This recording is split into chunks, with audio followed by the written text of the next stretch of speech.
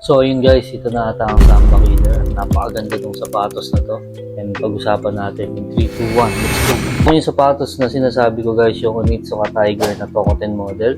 Then yung colorway nito is yung beige caramel. So ayan.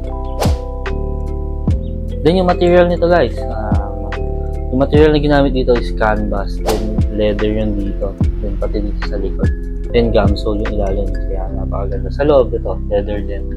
Sa liner. Then sa sizing, marami magtatanong sa sizing nito. So, true to size ang sizing nito. Kung 8.5 men's ka sa mga ibang shoes, yun yung kunin mo. Kung narrow, yung paa mo. Pero kung medyo katabaan dahil yung sapatos, baka hindi ka maging komportable if ever.